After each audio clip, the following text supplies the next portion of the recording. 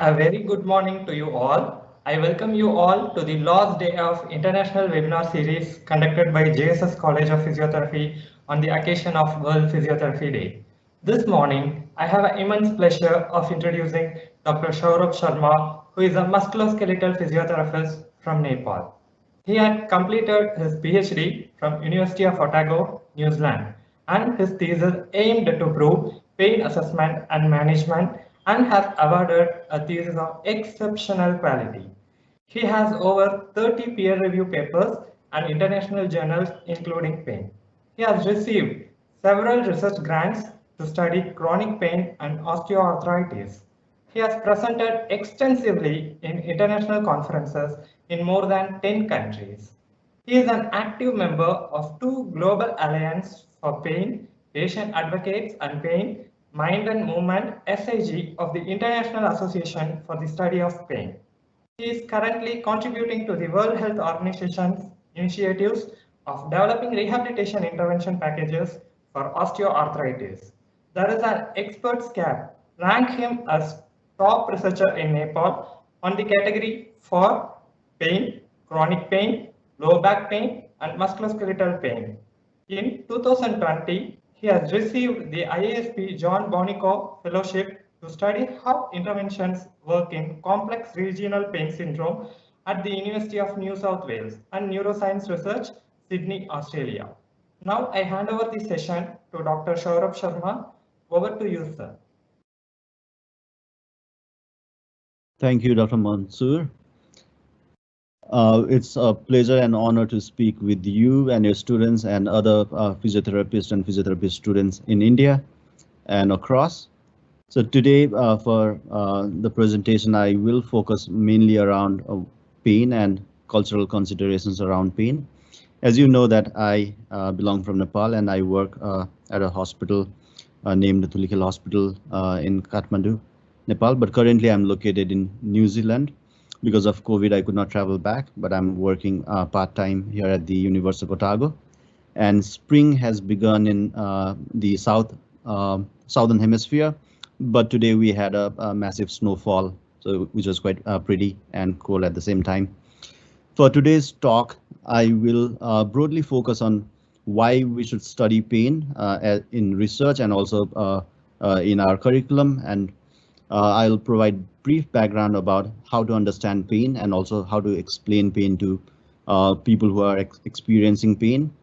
I'll briefly talk about multidimensional model of pain and why culture is important in pain care, and finally provide some cultural lens to assess and manage pain. I'll briefly touch on how to improve cultural competency in physiotherapy practice and also pain care, and finally I'll leave with providing some practical tips on how to manage pain and how to incorporate cultural component in our pain care.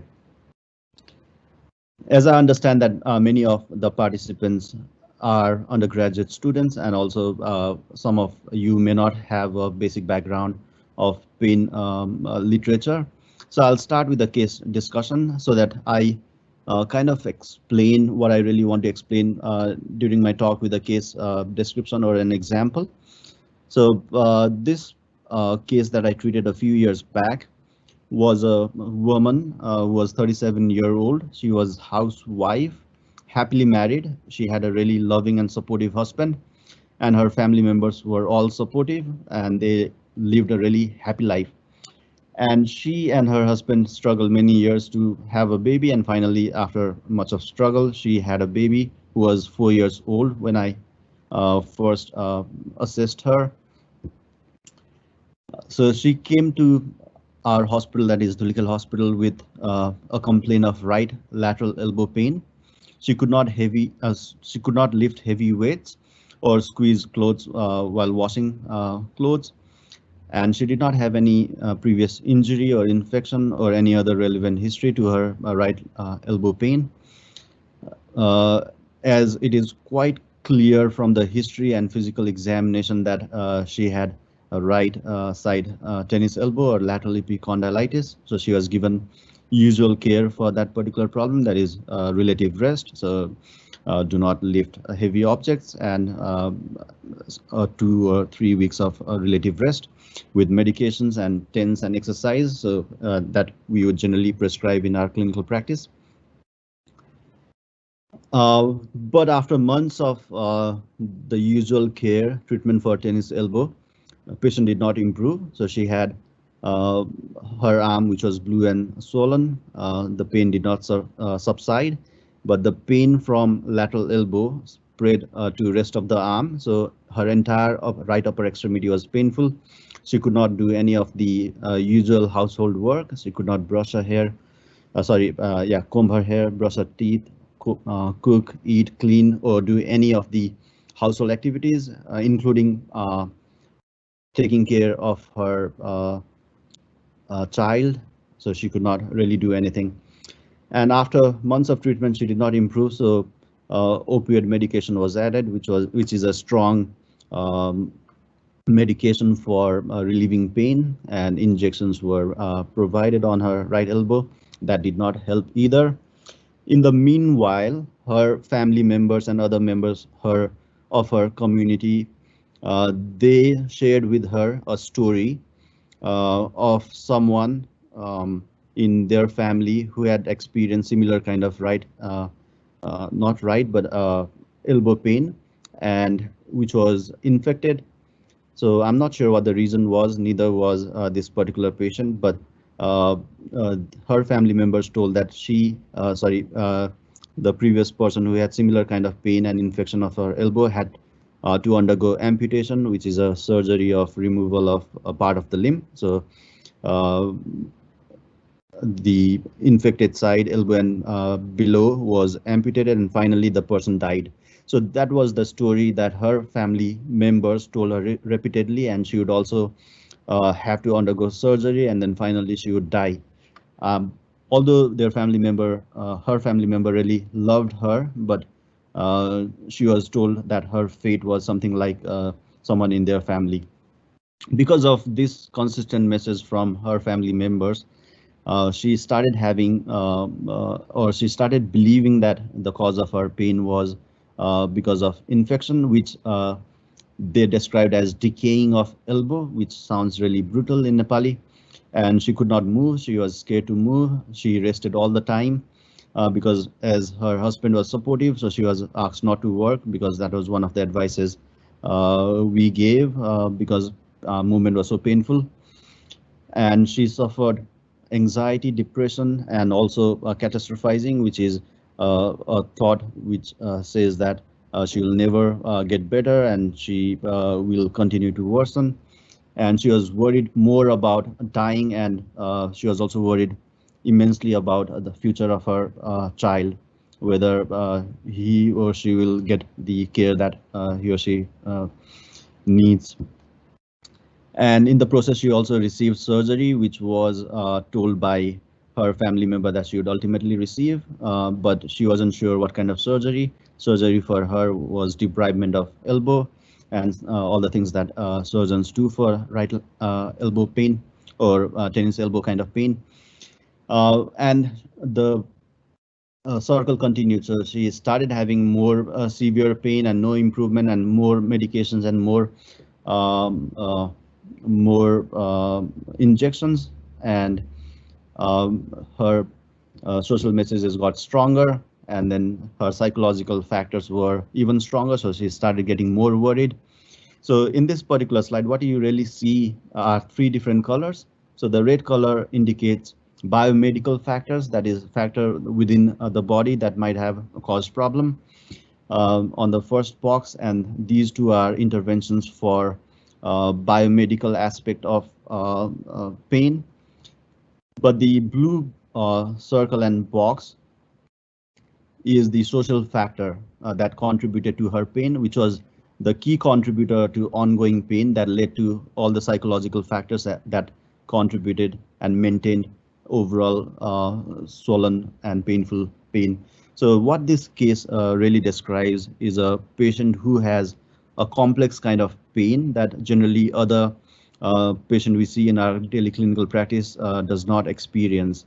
Although this particular case is a case of tennis elbow, you cannot treat her like an usual tennis elbow case based on a diagnosis. Rather, the treatment should be based on comprehensive assessment of her biological, psychological, and social factors, and the treatment or intervention should really address uh, these social and psychological factors in order for her to improve. So this is overall a brief case description. So why we should study pain in your curriculum or in research? Because almost everyone experiences pain in lifetime. There is none of us who might die without experiencing pain at some time in life. About 20 to 50% of people experience chronic pain. Chronic pain is pain that lasts for longer than 3 months.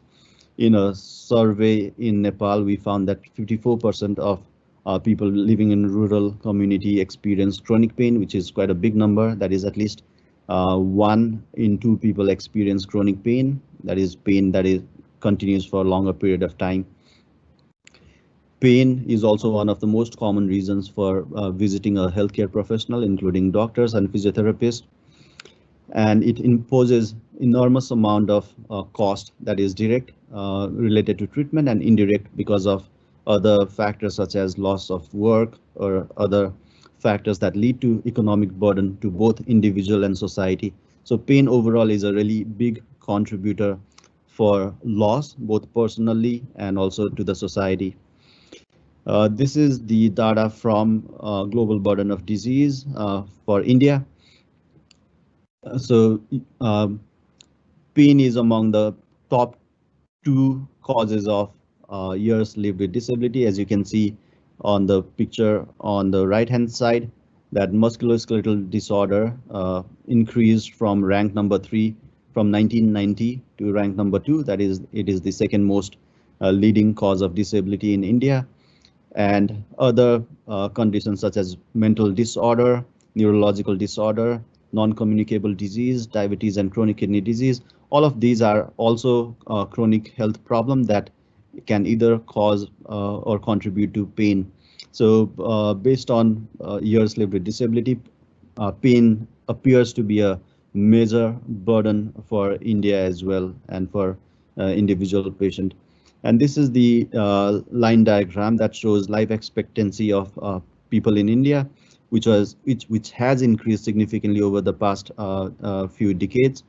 As you can see, as the life expectancy increases for both men and women, so does other long-term health problems such as non-communicable disease, for example, diabetes, cardiovascular disease, including chronic pain can increase.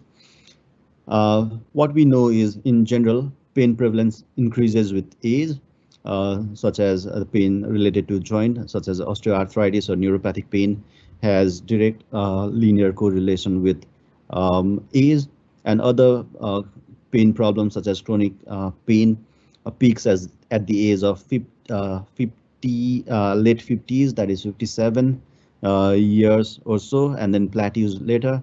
And for these reasons, pain is quite important problem both at individual and societal level. And as physiotherapists, we stand at prime position to manage pain. And that's why we need to really focus on pain as a public health problem, not just as a problem of an individual, and try to incorporate guideline-based care for the management of pain in Nepal and across, in India and across.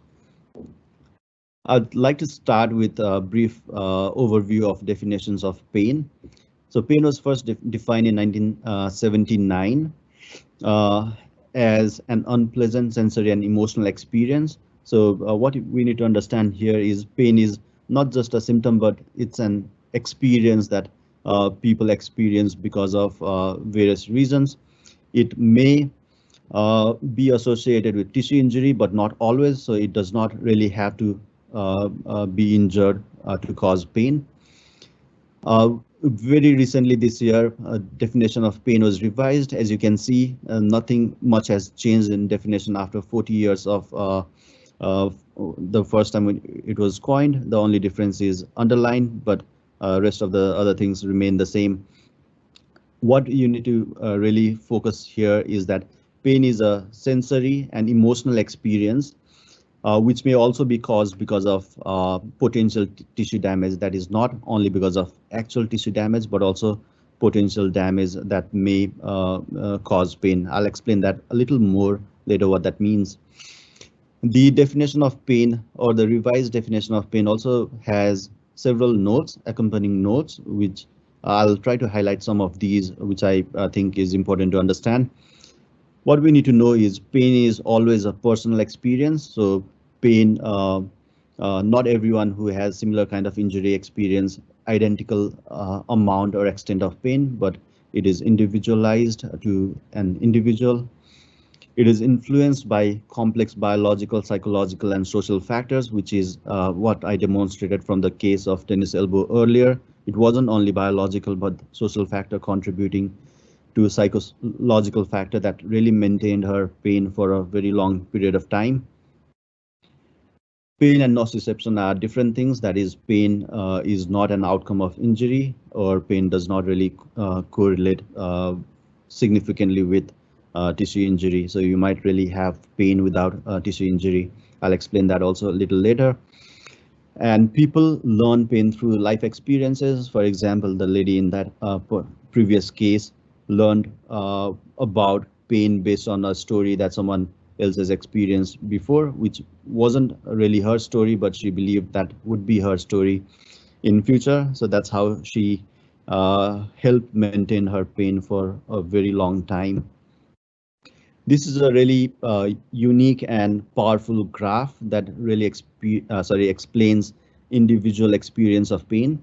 What this graph shows here is on the y-axis, it is pain rating from 0 to 100 on a visual analog scale. The x-axis here is individual patient. So Rosa Fillingham presented a data from 321 participants who are healthy, did not have any forms of pain. They were all exposed to heat stimulus of 48 degrees. So if you try something of 48 degrees on your skin, it is quite hot and it really hurts. I've tried it. I have rated that quite high on a pain intensity scale. But what this graph really shows is that for identical amount of stimulus, that is noxious stimulus, different people report a different extent of pain. For example, those on the left-hand side of the x-axis, about 30 participants reported only 0 to 30 of 100 point on a visual analog scale. That is, they reported 48 degrees of stimulus as minimal pain, whereas the others, that is about how much this is, about 60 participant reported pain as 90 out of 100, and some participants really reported 100 out of 100 pain, that is maximum pain. Stimulus is identical, pain experiences may differ between individuals. So this is exactly what I was trying to explain based on the accompanying notes of IASP definition. So pain is always personal. Each individual differentiate or describe their pain differently and rate pain differently for identical stimulus. And pain does not really equate to tissue injury. And all of these are modulated by different psychological and social factors and different life experiences overall. So based on this, we now already know that pain is not unifactorial or unidimensional. It is multidimensional. There are various aspects of pain. For more details, you could read this paper by Fillingham published in Pain Journal in 2017. Pain has different factors that contribute to ongoing pain. It has sensory factor, that is how it feels, physiological factor, and behavioral, how we react to pain, how we cope with it. It has also socio-cultural factor, affective or a mood-related factor, and cognitive. What we think is the cause of pain is one example of cognitive that I showed in the case example earlier. What I really want to focus in today's presentation is sociocultural factor in chronic pain. In order to understand multidimensional model of pain, biopsychosocial model of pain is an ideal framework on understanding what pain is and to assess pain and then treat pain overall. For those who are new to the area of pain or haven't studied a bit of theory around pain, I would like to briefly discuss why it hurts, why exactly it hurts. Before I do that, I would like to extract an analogy to pain from other bodily systems. One key concept in body and how we stay alive is homeostasis. So we or our body respond to different stimulus, and something happens in our body to cope with the disturbances in the body, and then homeostasis is a process that maintains our body healthy and helps us help us stay alive overall. So let's see a few examples. So when our temperature rises in the body, we sweat, so that temperature reduces and the homeostasis is maintained within the body.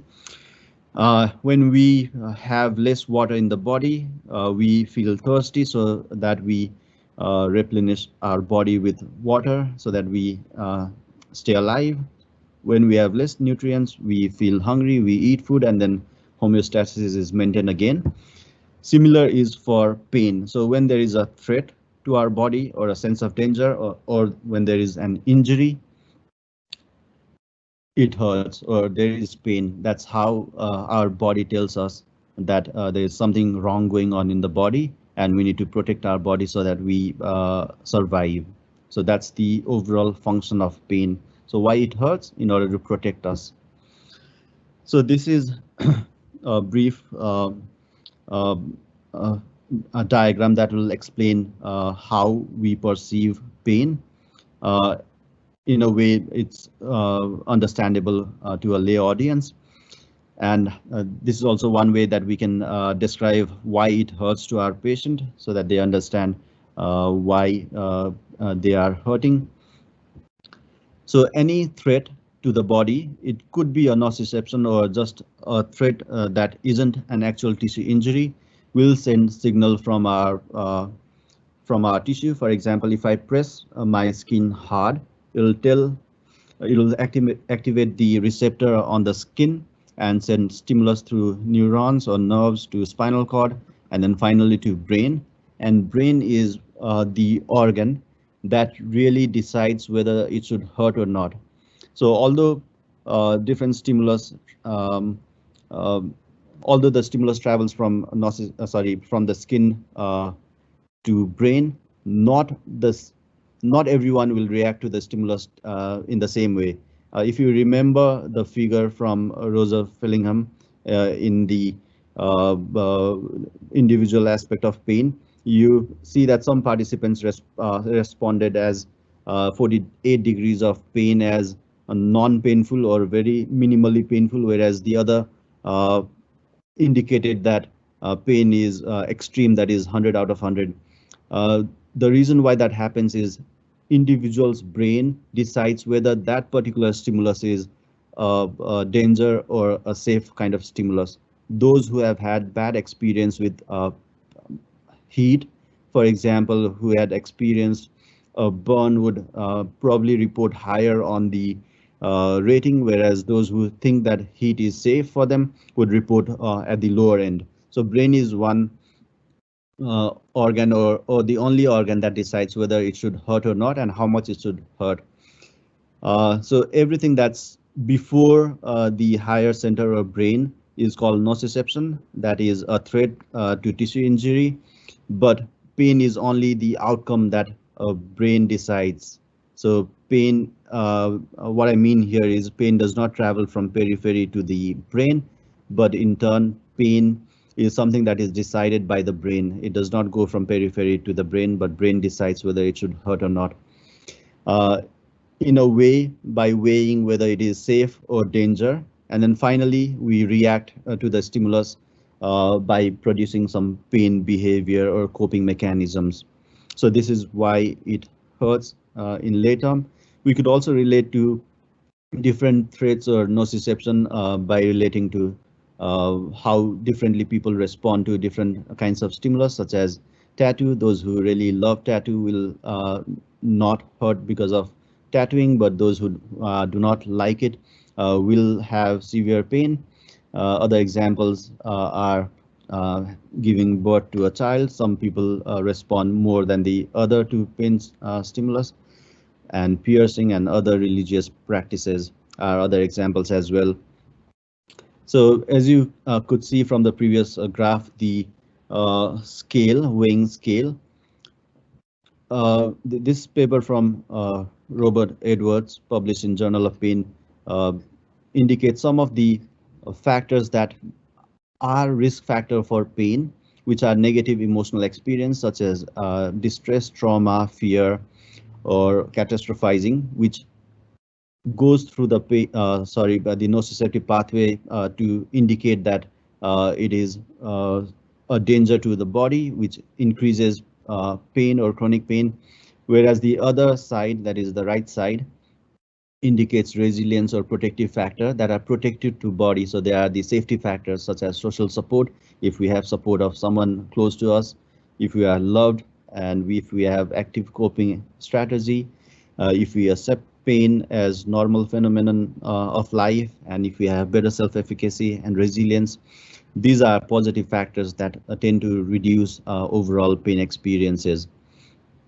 This is a picture from the same study of Fillingham that I showed earlier, demonstrate quite well a complex interaction between biological, psychological, and social factors indicated in different colors. I've used these colors to indicate these three factors consistently throughout the presentation.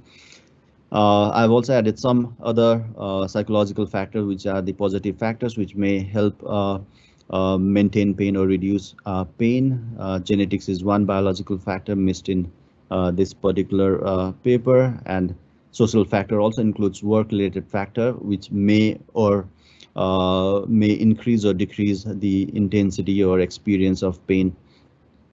So overall, subjective pain experience is influenced by complex and dynamic interactions between multiple factors, which are biological, psychological, and social.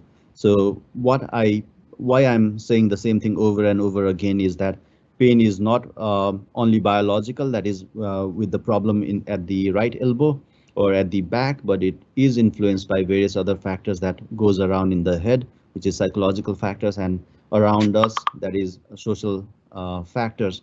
So it is really important to consider all of these factors when assessing someone with pain and then treating them in order to successfully treat them. So this is another example where thread, as you can see, the size of the oval is smaller. So if there may be instances when a thread to the body is small and have a lot of pain, that is size of pain is quite big here. It happens because the individual's brain weighs heavier danger than safety. If you remember the previous figure from Robert Edwards, all the risk factor or vulnerability factor are heavier. In that case, people will perceive more pain and demonstrate greater pain behavior. The reverse case, when even if there is a big threat to the body, like a big cut or a big sports injury, but if the person does not weigh that as a big danger, in that case, safety factor predominates. In that case, pain perceived is little or sometimes even no pain at all. So tissue injury does not really correlate well with the experience of pain, but it is only one of the many factors that contribute to pain. To briefly summarize what we learned so far, pain is overall a conscious output of brain. Pain does not pass on from periphery to the brain. In fact, pain is an output of brain. So pain is produced by brain, not that pain goes to the brain from periphery. Pain is also a result of balance between danger, that is threat, and safety. Pain is always a personal experience, which is influenced by biological, psychological, and social factors. Pain and nociceptions are different. So nociception does not necessarily have to cause pain, but pain can also be a result of no nociception. So this is something that we should remember. And also pain can be learned through life experiences. There's another definition during the revision of pain definition that I really liked, which did not really make it to the final list, but it is easy way to understand the overall experience of pain or overall composition of pain. Dr. Amanda Williams and Kenneth Craig proposed definition of pain as pain is a distressing experience associated with actual or potential tissue damage with sensory, emotional, cognitive, and social components. So it kind of captures all the different domains or dimensions of pain. So overall, pain is a biopsychosocial experience. I will repeat that many times. Therefore, it requires assessment of biological, psychological, and social factors. So during patient assessment and history, we need to assess all the different factors that may be contributing to the overall experience of person's pain. And the treatment that we give should also focus on all the biological, psychological factors that emerge during the assessment. So providing ultrasound on the right elbow for tennis elbow, or TENS, or heat or cold, or exercises focused on elbow may not really help her if the problem lies in the social and psychological domain. So we would need to understand patient as a whole, as a human, and then use that knowledge to treat their own experience of pain. So for this reason, I designed my research journey in a way that I understand different biopsychosocial domains of pain and also treatment approaches to address all the three domains, and finally understand the role of culture in pain, because most of the things that we read about pain are developed in Western countries and which may not really translate well in our local non-Western culture. It could be Indian culture or Nepalese culture. So understanding these differences are quite crucial in order to treat people who are our patient not included in the randomized clinical trial in the studies conducted abroad or in the Western culture.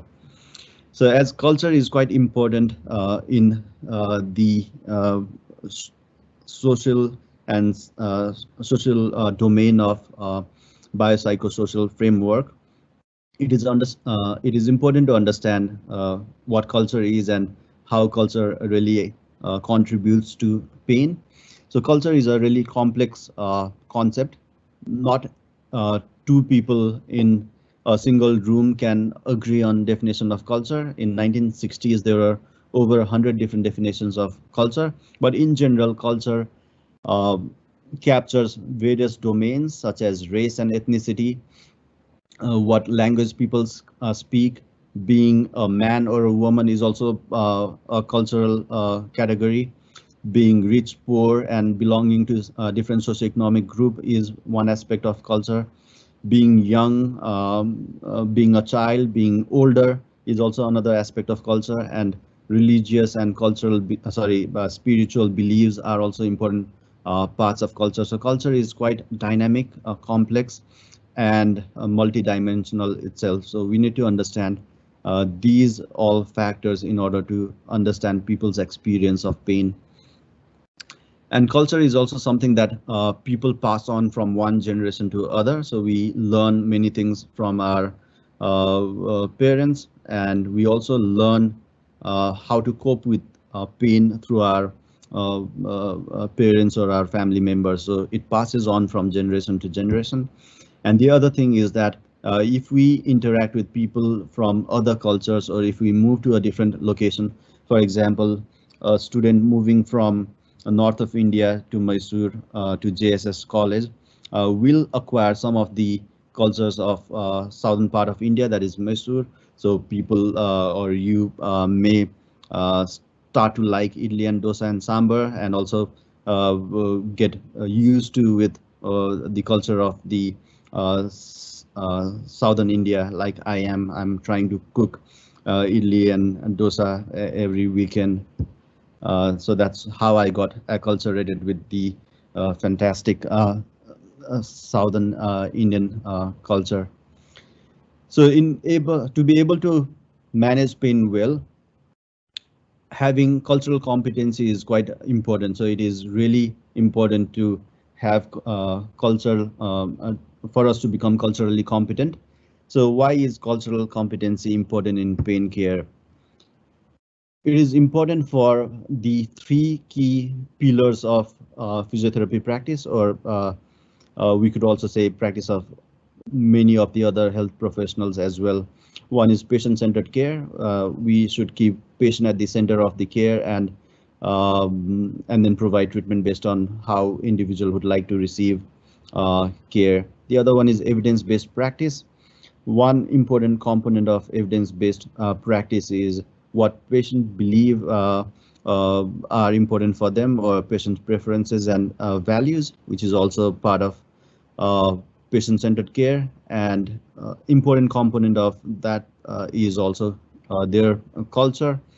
And another important thing in healthcare is shared decision making. So having knowledge of culture is an integral component of shared decision making. So cultural competence is really important for all the three different pillars, so that we provide optimal care to the patient.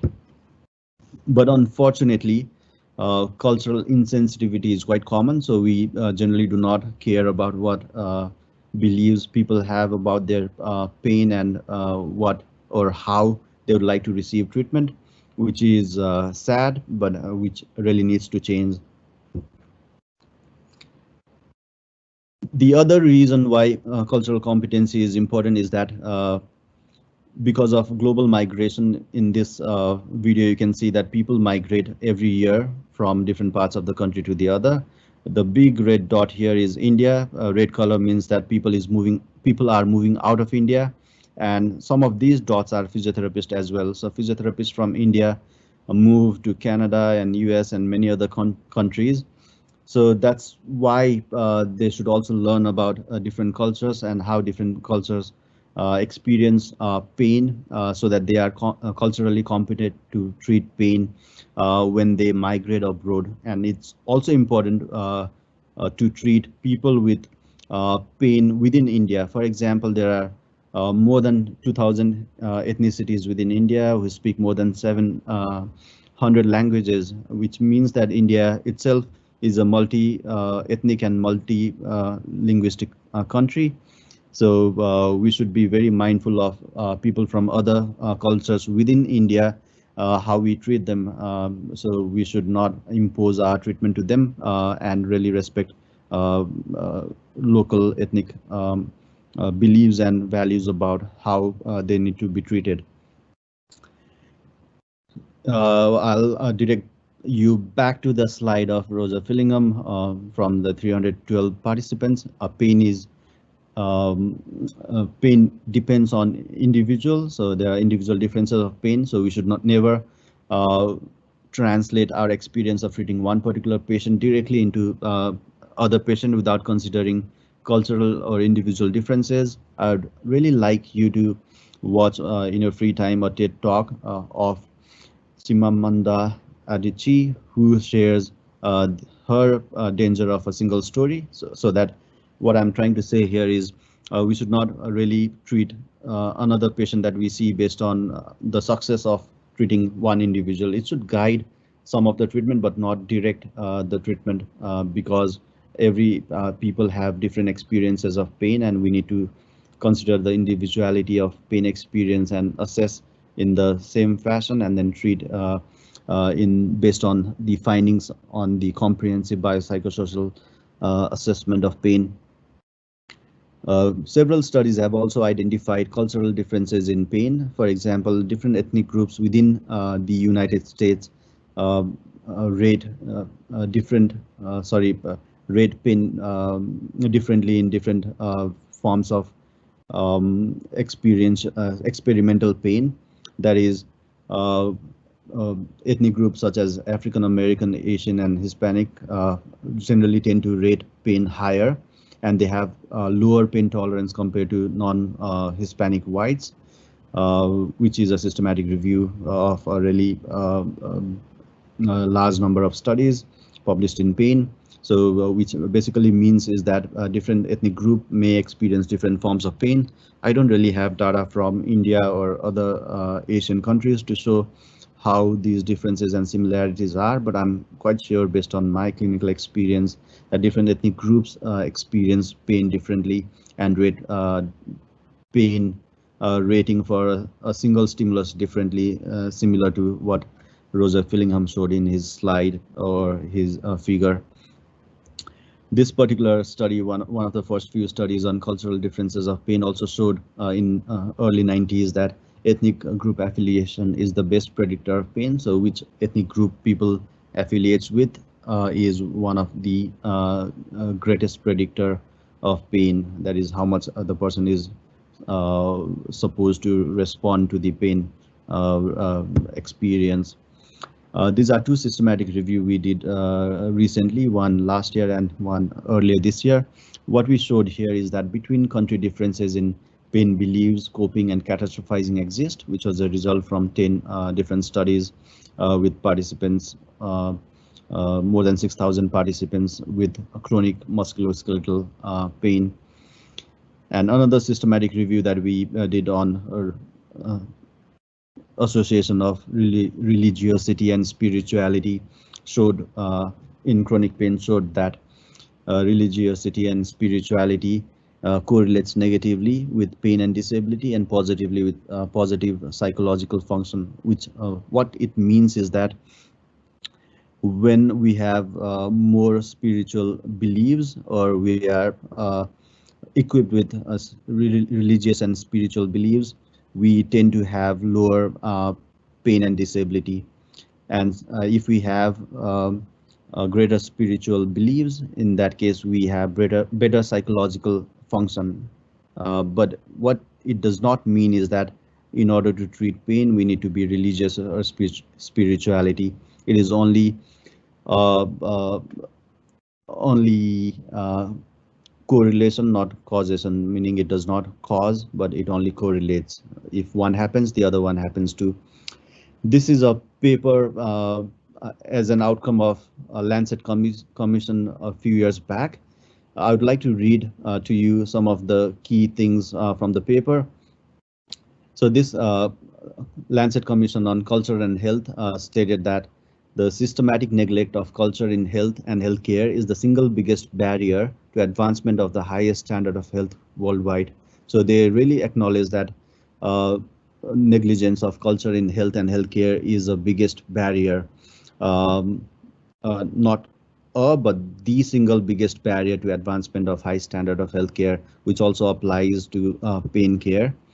And the need to understand the relation between culture and health is now crucial. So in 6 years back, they really emphasized that it is the time to focus on understanding the role of culture in health and healthcare. And the other reason why cultural competency is important is that different groups of population receive different pain care and experience pain differently.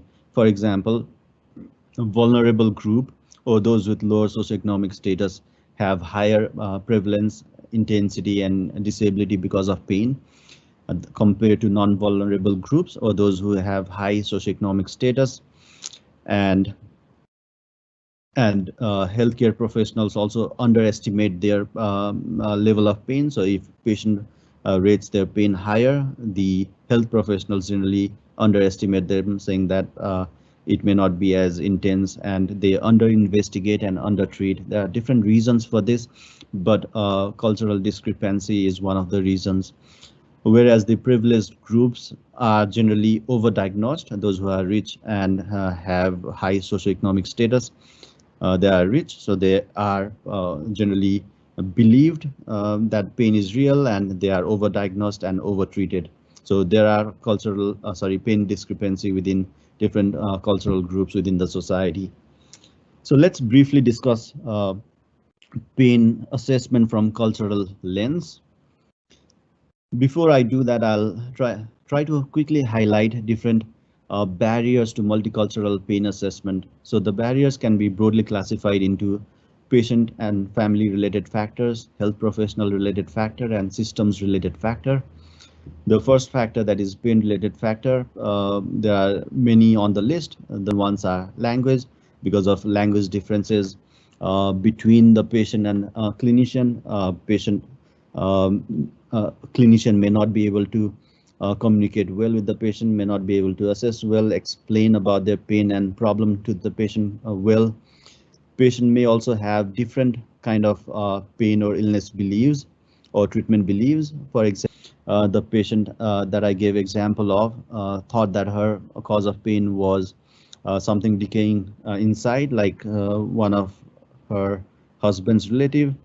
And there's also huge family influence on people's experience of pain, which I also highlighted during the case presentation earlier. There are several health professional related barrier to multicultural pain assessment, which is also similar to patient related factors such as clinicians' own attitude, beliefs, and knowledge of pain. So clinician may think something else is the cause of the problem, and they may have a different positive or negative understanding of the pain that may lead to a different form of treatment, or either guideline based or guideline non-recommended treatment that they provide to the patient. Clinicians also are unaware of the patient's cultural practices and beliefs, which also is a big cultural barrier. In order to overcome that particular barrier, it is really important for clinicians or health professionals to listen to patient stories, what they have to say, and understand their perspective and their own reasons for why they experience their pain. And many clinicians have implicit bias, so they have a hidden bias that really dictates their pain treatment irrespective of what the patient is experiencing. So that should also not influence overall pain assessment and treatment. There are several systems related factors, such as in many countries, including India, because I studied my bachelor and master's in India. Many treatment centers have a protocol for each particular disease or health problem or musculoskeletal problem. For example, treat total knee arthroplasty in this particular fashion, treat tennis elbow in this particular fashion. So we try to fit treatment as well as assessment in a way that we do the same thing to all the patient, but assessment ideally should be individualized to each patient based on their assessment findings or findings from their history. We generally, as clinicians, tend to have time restraint in our health system. So we have limited time, and there isn't a lot of flexibility to provide an comprehensive assessment and treatment. And the other big barrier in our health system, especially in India and Nepal, is lack of culturally validated instrument to assess pain, which can be improved by conducting several studies such as these. So what we generally did in our clinical practice when I was a student in India and also as a clinician in Nepal is we generally use numerical pain rating scale to assess pain intensity, so that we can show or present cases in front of our teachers and also track the improvement over time in our clinical practice. But in reality, it was really difficult to administer numerical rating scale because many patients did not understand what that meant, and we had to assign arbitrary score based on how patient described their pain rather than patient's own rating. So it was quite hard. So for this reason, we compared 4 different outcome assessment instruments to assess pain intensity in Nepal. The first scale we used was numerical pain rating scale, which is a scale from 0 to 10, which asks patient to rate the pain on a scale of 0 to 10, and patient has to choose a number to rate. The other one is visual analog scale. Many of us confuse visual analog scale and numerical rating scale. We say that numerical rating scale is VAS, but which isn't true. So it does not have a number. But in VAS, what patient is asked is to place a line or a number based on how much they experience pain, and it is divided it is a 0 to 10 centimeter line. So this is 0 to 10 centimeter, and we measure the distance where the person marks, and that particular distance is reported as millimeter. For example, if it is at the center, it would be 50 millimeter. So that's how pain is assessed in visual analog scale. The other scale, which is quite common in geriatrics and in pediatric patient, is faces rating scale, where a participant record their pain based on the face's expression to signify their intensity of pain. And the final instrument is a verbal rating scale, which has different verbal responses which patient can choose to describe their pain. So in this particular study, what we did was we asked patient with musculoskeletal pain to choose their favorite scale out of the 4, and we also identified whether each of these scales had significant errors. So what we found was quite intriguing. Let me show here that numerical rating scale, which is a recommended instrument in the West for many of health problems, including musculoskeletal pain, back pain. It is a recommended instrument, but in our Nepalese context, yellow is error, so it has the largest error among all the 4 different scales, and it was also green is preference, so it was also least preferred by people with musculoskeletal pain in Nepal. On the other hand, faces rating scale was the one with the least error and was the most preferred. So this is one of the cultural differences in assessment of pain that exists between Western and Nepalese culture. Having worked in India for many years as a student and interacting with patient in India, I think the result is similar in India as well, at least in those with who are older and have lower levels of education. The another study on cultural differences we did in Nepal was to understand how people describe their pain. So we found and we compared that with 2 different American samples, and we found comparable difference between the way people describe their pain. Nepalese tended to describe their pain in state words. So it's really difficult to explain what this means, but they would describe the pain as cut, jham jham, and bhat.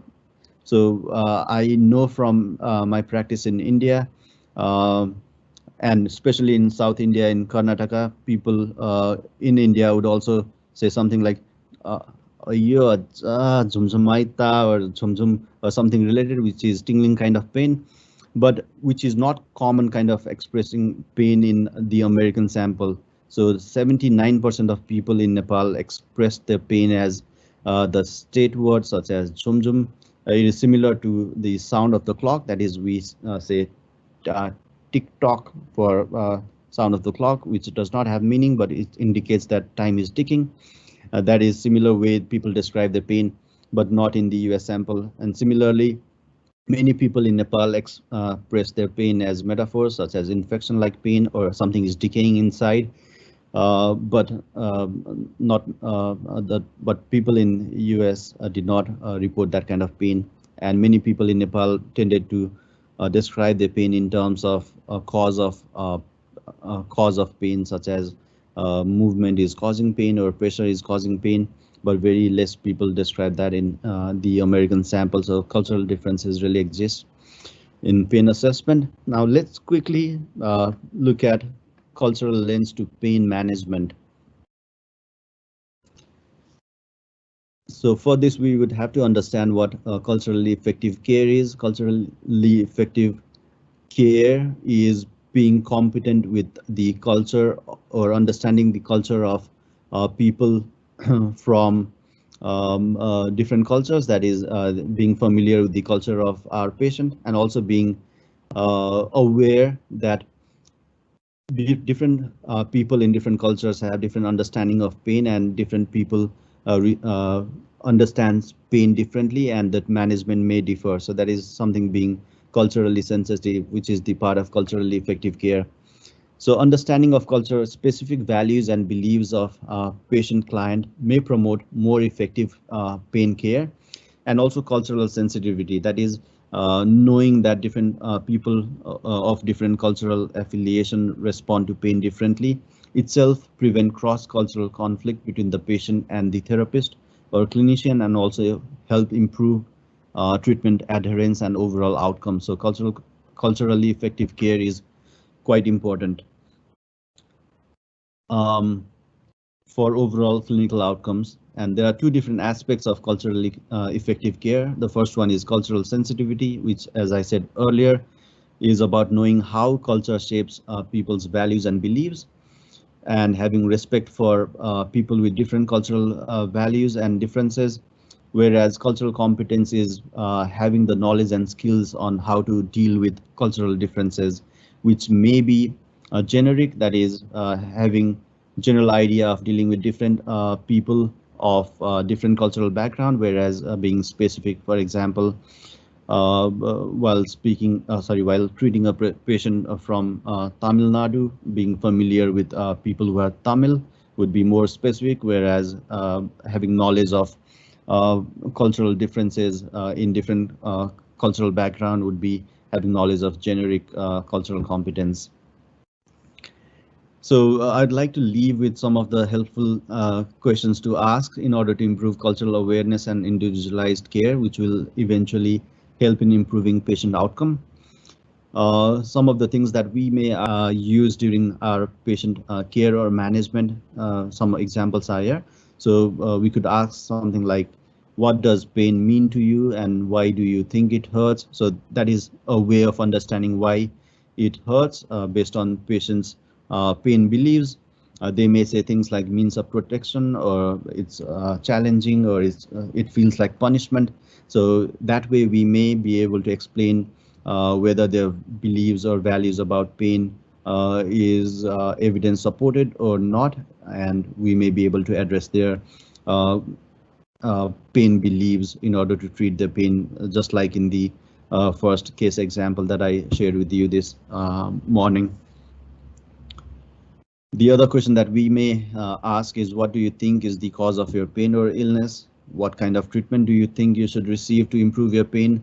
We should not impose treatment on patient. That is the same treatment for everybody, but we may want to ask what a patient would like to receive, and judge whether that is evidence informed or not, whether that is likely to cause harm. Some patient may also desire a treatment that may cause harm. In that case, we'll have to explain that the treatment will potentially cause harm and may not provide, or else if the treatment is evidence supported or does not necessarily cause harm, in that case we might incorporate the treatment the patient is desiring, and also use other evidence informed treatment in our regular care.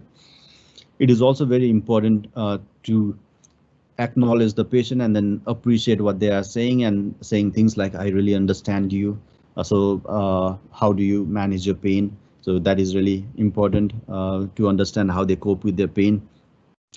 Are you open to learning more about pain? If they are willing to learn more, we can teach about pain to the patient, similar to what I showed in the first few slides when talking about why it hurts. And as we know that exercise is important for various pain-related problems, we could also ask if patient would really like to exercise, and if exercise is part of their daily routine, and what they really perceive exercise as. If we only prescribe exercise to those who don't have exercise in their daily routine, or don't really believe exercise as a treatment, in that case patient will not improve or comply. So we really need to understand patient first before providing the treatment. And we may also want to ask what the aim or goal of their treatment is, so that it aligns with our goal, which is a part of shared decision making process that I indicated earlier. and also what their treatment expectation is. For example, some patients really do not may not improve in terms of reducing the pain intensity, but they may improve in terms of physical function or reducing pain interference. In that case, both the clinician and patient should be on the same ground and try to work on the common goal rather than working on different goals. With that, that will being on common ground will improve therapist and patient uh, relationship and therapeutic alliance. Some practical advice also includes asking patient and understanding their own patient values and beliefs about pain, acknowledging them and validating them. I would repeat again, is really important. Understanding patients' language and using some of their words is really important when we communicate with them. That will build a better therapeutic alliance again with our patients. And always having an open mindset and being very empathetic with our patient is important in pain care or any health care, and not laughing at people's perception about pain would be ideal. I've seen clinicians who would laugh when patient says what clinician think is weird cause of their pain, which may upset a patient because it's their belief. Like all of us have belief about different things. And we should identify and address challenges that I spoke earlier, that is patient-related challenges, healthcare professional-related challenges, and health system-related challenges in pain care. We should use comfortable and safe private space to talk about culturally sensitive topics. Some people or most people are quite sensitive when we talk about culturally sensitive topics, so we should make sure that we do it in safe and comfortable space. Education should be a big part of pain care, which is a recommended treatment for all kinds of pain conditions, including osteoarthritis, low back pain, or fibromyalgia, or any other types of pain. So incorporating variety of educational strategies, such as using patient stories and metaphors, story or vignette, pictures, and other metaphors from their own culture will eventually facilitate understanding of pain very easily for that particular patient and overall improve patient outcome. And also at the end of the treatment session, checking whether patient understood is exactly what you really intended to share. That is important. That is also really crucial in order to improve patient and clinician satisfaction. So final take-home message for everyone would be that pain is a biopsychosocial phenomenon. So it is really important to identify all the factors that are biological, psychological, and social during the assessment, and addressing all these factors during treatment would be the best way to treat pain. And also knowledge of how culture affects individuals' pain is quite important. That can be done in various ways by understanding why different people from different cultures perceive pain as a different entity, and incorporating that knowledge in patient care is important. And it is also important to acknowledge the individual and cultural differences in pain. And finally, spending time to learn more about culturally effective care will overall help improve individual patient outcome. So I'd like to welcome questions and right after this presentation, and also for the questions that are not answered during the talk, you can also interact with me on Twitter or write me email on the email address provided. So thank you, and thank you all for listening.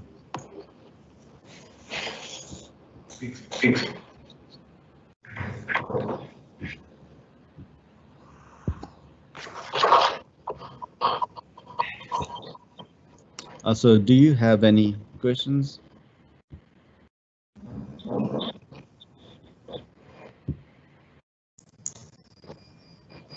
Sir, we are waiting for the attendees to post some. Sure.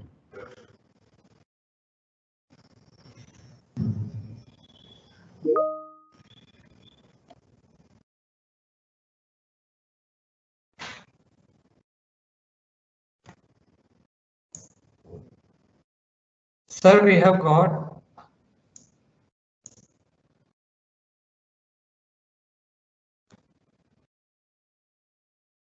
Sir, we have got one question from the audience. How pain can be managed in hypersensitive patients? What is the treatment approach for it? Yeah, I think that's a really good question.